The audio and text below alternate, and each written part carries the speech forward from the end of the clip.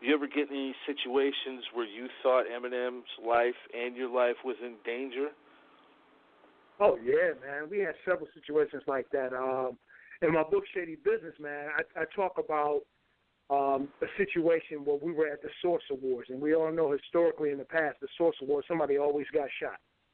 And that was our first encounter with Suge Knight and his henchmen. And M was going to his seat.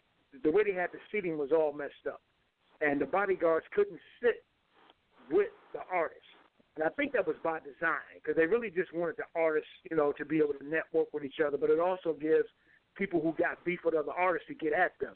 So I noticed him is in the middle of the aisle. He's beefing with all these guys in these red shirts. So I come from where I was at. I had to come back around. I noticed him face changing, and he's turning like tomato red.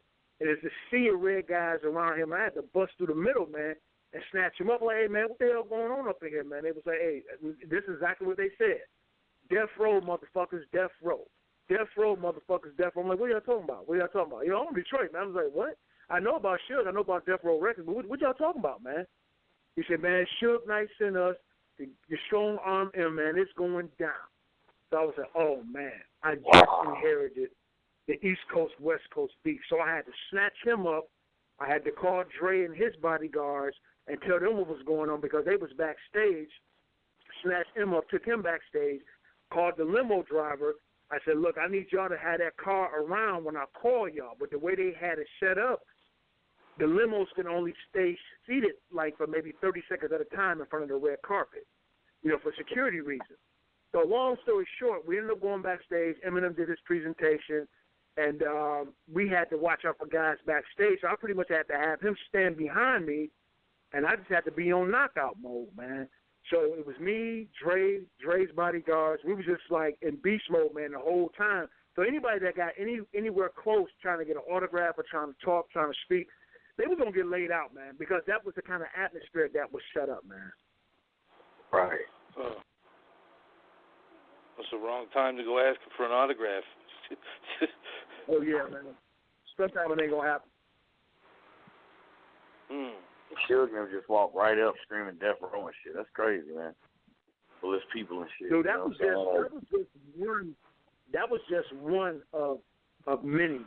I think the scariest moment was when we went to Hawaii. Now, it was myself, my wife. Everybody had their wives and girlfriends with them. It was supposed to be a vacation, okay? And we all flew from L.A. to Hawaii. And we get there, man, everybody talking about all the shopping they're going to do, the nice time that they was going to have. It was the Dr.Dre, Snoop Dogg breakup to make a reunion. So when the plane lands in Honolulu, the doors open, and we greeted by like 20 Honolulu police officers. And they're like, yo, y'all got to come with us. Death Row is here. They tried to hem Snoop up.